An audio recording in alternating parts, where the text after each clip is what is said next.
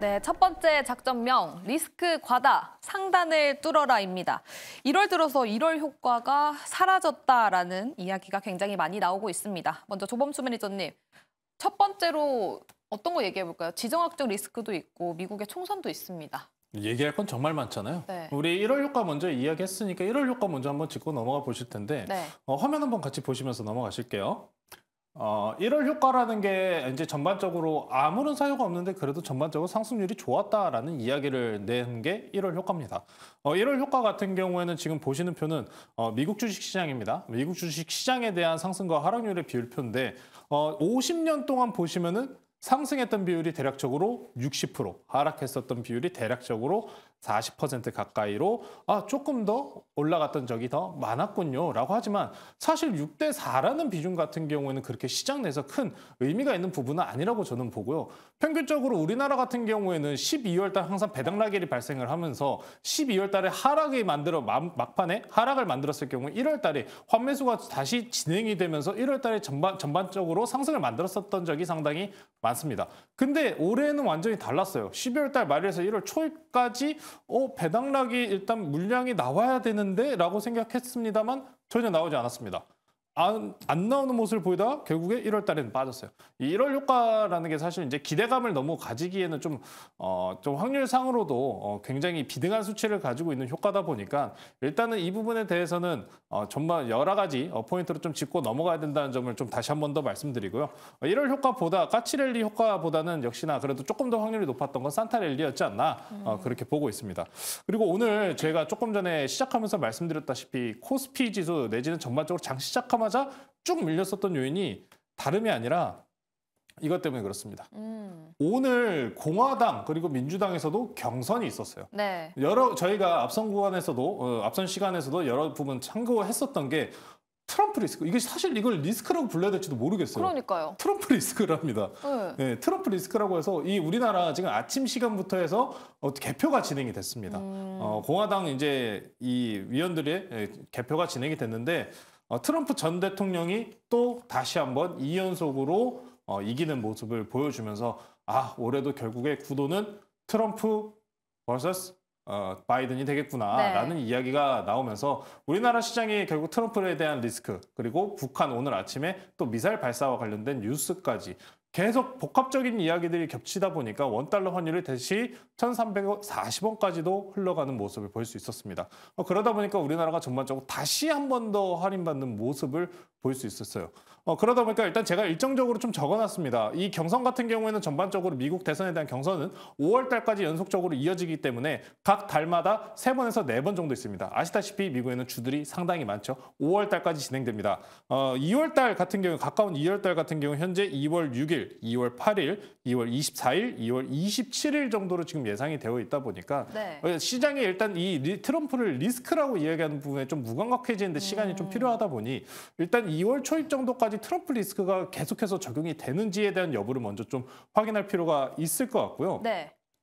전반적으로 지정학적 리스크도 연속적으로 이어지는 얘기가 모습이 있었습니다. 나왔으니까 먼저 이 트럼프 이야기 좀 짚어보고 갈게요. 네네. 네, 미국 대선 결과에 따른 국내 증시 영향을 확인을 해봐야 될 것 같은데 지금 자료가 준비되어 있거든요. 먼저 확인해 보도록 하겠습니다. 공화당 당선 시에는 반도체 공급망 악화 등에 따라서 하방 압력이 커질 수 있다라는 이야기고 있고요. 또 미국에서 민주당이 당선이 됐을 때에는 신재생에너지, 전기차, 소비재 등이 수혜를 받을 수 있다라고 예상이 되고 있습니다. 먼저 이 부분에 대해서 좀 자세하게 짚어주실 매니저님 계실까요? 조범수 매니저님, 정종택 매니저님 중에서. 조범수 매니저님?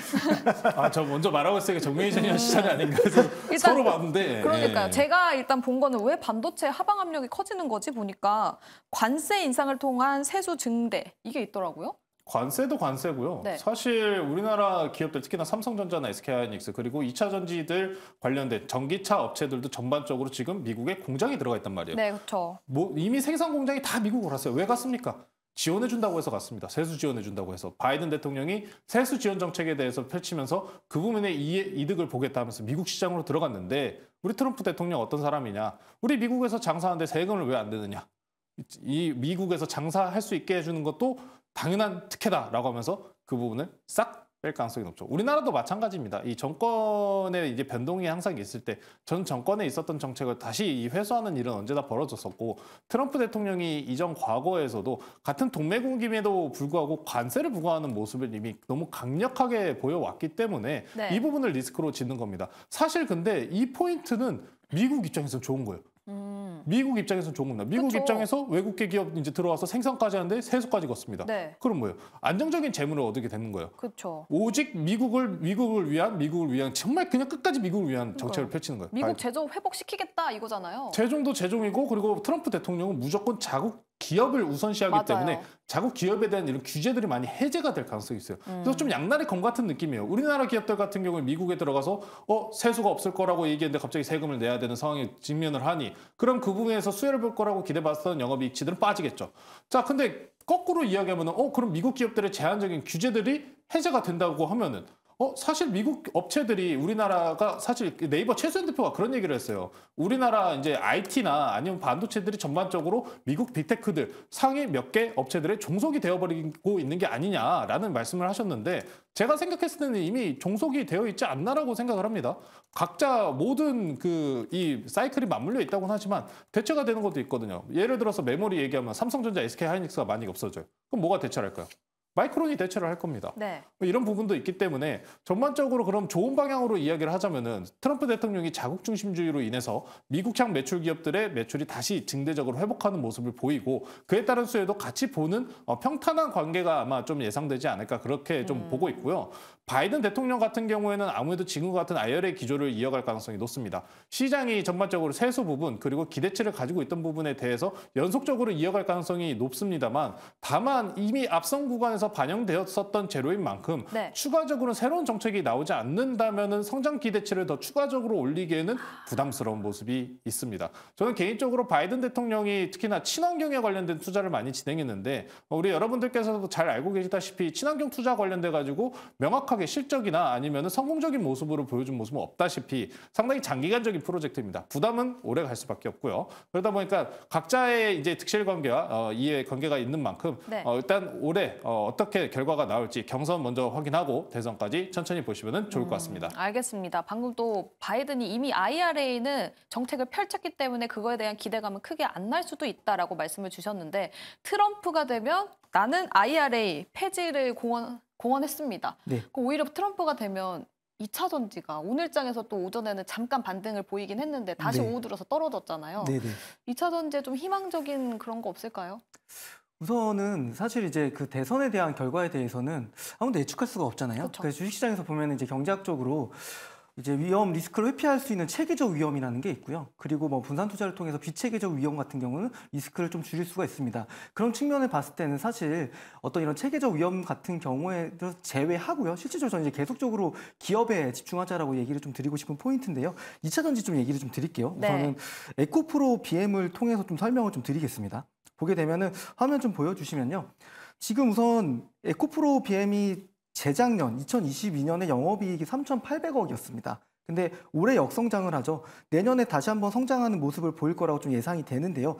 이 회사의 지금 밸류를 한번 이 추정되는 예상치 실적치 데이터로 좀 얘기를 드려볼게요. 우선은 작년 기준으로 150배고요. 올해 기준으로도 100배입니다. 그러니까 결국에는 이러한 밸류에이션에 대해서 정당성을 보여줄 수 있을 정도로 업황이 크게 개선되는 부분들이 보여지거나 아니면 정말 주가가 굉장히 많이 내려가서 이 멀티플이 싸져야만이 시장에서도 다시 한번 관심을 가질 수 있는 시점이 된다고 생각이 들고요. 물론 그건 너무 극단적이기 때문에 제가 보기에는 결국에는 전기차 수요에 대한 회복입니다. 근데 작년에 전기차 시장에 대한 판매율이 밀렸나요? 아닙니다. 침투율이 높아지고 있습니다. 결국에는 전기차 수요가 회복이 되면서 관련 밸류체인 기업들이 정말 이제 돈을 버느냐, 다시 한번 벌 수 있는 그런 구간에 들어가느냐 네. 이런 부분은 좀 봐야 되고요. 포스코 퓨처엠도 보게 되면 이번에 예상 실적 작년 4분기 보게 되면 흑자 예상했지만 적자 나왔습니다. 투심이 좀 계속적으로 안 좋습니다. 결국 어느 정도 바닥을 잡고요. 이런 투심이 살아나는 분위기, 결국 전기차 수요가 회복되는 부분들 좀 보셔야 될 거라고 좀 얘기를 드리겠고요. 네. 뭐 반도체적인 측면을 얘기 드려보자면 미국 기업들이 가장 잘하는 건 뭘까요? 네, 칩 설계하는 거잖아요. 그쵸? 팹리스잖아요. 네. 우리나라 잘하는 건 뭘까요? 메모리 반도체 잘하잖아요. 결국 그 부분에 대해서는 크게 방향성이 달라지는 건 없을 것 같아요. 그래서 이런 대선도 분명 시장을 이제 변동성을 크게 높이는 요인이 되겠지만 그런 것보다는 올해는 계속적으로 작년에 이어서 저는 계속적으로 종목에 집중해야 되는 시장이 필요하다고 보고 있습니다. 알겠습니다. 근데 또 조범수 매니저님께서 2월까지 계속 투표가 진행되다 보니까 변동성이 있을 수 있다라고 말씀을 주셨고요. 2차 전지 얘기가 나와서 그런데 이거 하나만 더 여쭤볼게요. 기사를 찾아보니까 에코프로 M&A 전담 조직을 꾸리고 최대 1조 원 이상의 대규모 투자에 나선다라는 소식이 장 끝나고 나온 것 같아요. 보니까 오후 6시 7분에 단독 기사가 하나 있습니다. 조범수 매니저님, 이게 그럼 2차 전지 관련주 내일장에서 상승을 이끌 수가 있을까요? M&A 팀 꾸렸다, 1조 원 투자한다, 이런 기사가? 뭐 투자한다면 하는 거겠죠. 근데 그게 시장의 분위기를 언제나 바꿔주진 않습니다. M&A나 아니면 MOU와 같이 이제 여러 시장 내에서 그런 기대치를 만드는 뉴스들은 많은데 네. 실질적으로 그 성과적인 실적을 보이기 전까지는 그렇게 큰 기대치를 가지기는 어렵고요. 지금 일단 2차 전지에 대한 평가가 전반적으로 이미 사실 근데 이게 원래 당연한 결과거든요. 전분기 실적 발표 때 LG 에너지 솔루션이나 전반적인 2차 전지 업체들 다음 분기 실적 발표 안 나올 겁니다. 전분기 실적 발표가 최고치일 겁니다. 라고 이야기했는데 사실 이걸 이렇게 과도하게 받아들일 필요가 있나. 이미 이야기가 나왔던 부분이고 선반영이라고 이야기해도 부담스럽지 않은 상황이거든요. 그러다 보니까 사실 M&A를 통해 가지고 좀 너무 긍정적인 분위기를 이제 견주기는 좀 아직은 부담스러워 보이고 에코프로 BM을 그룹주들을 좀 필두로 지금 안 좋은 모습을 보여주고 있는 거기 때문에 저는 개인적으로 2차 전지주들은 2월 7일 이후의 방향성을 좀 봐야 된다고 생각합니다. 결론적으로 실적 시즌에 이제 실적에 발 맞춘 흐름들을 보여주는 거기 때문에 실적을 확인한 다음에 더 좋은 뉴스들 그리고 이전에 우리가 놓쳤던 뉴스들을 점검하면서 다시 한번 2차 전지를 접근해 보는 것이 옳지 지금 상황에서는 좀 힘든 모습을 보일 수 있습니다. 특히나 중국이 히토르나 자원의 무기와 관련된 이야기를 많이 이야기를 하듯이 테슬라 쪽도 이제 가격 인하에 관련된 경쟁적인 이야기도 나오지 않습니까? 수요적인 부분에서 더 폭발적으로 증가하는 모습은 없는 상태이기 때문에 2차 전지주들이 작년 재작년까지 정말 큰 상승분을 만들었던 만큼 이 휴지기에 들어가는 모습이라고 좀 보시면 좋을 것 같고요. 코스닥 내에서 시가총액 상위 내에 있는 종목들이 상당히 많습니다. 특히나 이번에 금리 인하 기대 수혜로 좀 기대받는 바이오 섹터들도 가장 강력하게 있고 특히나 셀트리온도 미국에 대한 상장에 관련된 이야기가 나오고 있기 때문에 다시 한번 또 순위가 뒤바뀌는 모습도 한번 생각해 봐야 되지 않을까. 저는 조금 2차 전지는 천천히 보시자 그렇게 말씀드리겠습니다. 알겠습니다. 미국 대선 결과에 따른 국내 증시 영향에 대해서 이야기를 해보니까 반도체 이야기도 하고 2차 전지 이야기까지 이어져 갔습니다. 그럼 이어서 좀 지정학적 리스크 이야기도 해볼까요? 거기까지 한번 가볼까요? 네, 빠르게 치고 가겠습니다. 네, 트럼프 대통령 연결해서 그럼 조금 더 얘기하는데 이게 왜 그러냐면 트럼프 대통령이 최근에 발언한 내용이 있습니다. 네. 뭐라고 얘기했냐면은 본인은 트럼프 대통령 본인께서는 대만에 대한 독립을 지지하지 않는다. 하나 이런 발언을 했어요. 약간 바이든 대통령과 좀 결이 다른 이야기잖아요. 그런 부분에서 따져봤었을 때는 그럼 트럼프 대통령으로 리스크를 이야기하는데 그럼 트럼프 대통령이 당선이 됐어요. 네. 그리고 대만 독립 지지 안 한답니다. 네. 그럼 중국은 편안하게 있을 거예요. 나쁘지 않지 않습니까? 이게 상당히 그러다 보니까 복잡해요. 어떤 결과로 이어질지는 모르겠는데 이 네. 트럼프 대통령에 대해서 관세나 우리나라에 대해서 이제 무역 분쟁 쪽에서 더 활발해질 가능성이 있다라고 이야기를 하면서 악재적인 모습을 붙잡지만 아직 실질적으로 다가온 건 아니거든요. 다만 이 분위기를 좀 계속해서 이어가고 트럼프 대통령이 어떤 발언을 하느냐에 따라 가지고도 분위기가 확 바뀔 수도 있다 보니까 계속해서 팔로잉은 해봐야 될 것 같고요. 네. 그리고 지정학적 리스크라고 말씀드린다면은 이스라엘 그리고 하마스 그리고 후티 반군, 이란, 미국, 영국 이제 굉장히 지금 복합적으로 우크라이나, 러시아도 최근에 조용하다가 조용하지 않아요. 우리가 지금 뉴스를 안 보고 있을 뿐이지 상당히 엄청 미사일 쏘면서 과격하게 싸우고 있습니다. 상황이 지금 어마어마한 상황인데 일단 이스라엘 그리고 이스라엘 같은 경우는 최근에 또 평화 협정에 관련된 이야기가 나왔는데 실질적으로 협정 체결은 안 된 모습이고요. 최근에 홍해 쪽이 좀 문제입니다. 이란 특히나 후티 반군 쪽이 문제인데 저기 화면 한번 보실게요. 이번에 미국 특히나 선박이 후티 반군에게 공격을 받았다는 소식이 나왔는데 해당 선박의 사진입니다. 보시면은 어떤 게 실려 있습니까? 배, 헬기, 탱크, 군수물자요. 군수물자가 실려있는 미국의 함선을 공격을 했다는 겁니다. 네. 피해량에 대한 부분은 밝혀지지는 않았습니다만 즉각적으로 미국과 영국군이 또 보복에 나서는 확률이 매우 높아져 있는 상황이죠. 그러다 보니까 이 중동에 불이 붙은 상황이 너무 짧게 끝나잖아요. 약간 그런 느낌이에요. 우리나라 총선 기간 들어가고 대선 기간 들어가니까 북한이 자꾸 미사일 쏘고 이제 또 미국이 대선 기간 들어가니까 유가 올려야 된다. 이란이 또 갑자기 미군과 영국 괴롭히고 약간 이런 느낌이거든요. 그러다 보니까 특히나 이란이 호르무즈 해협 관련돼 가지고 좀 통제를 한다는 소식이 들려왔는데 이게 상당히 좀 중요합니다.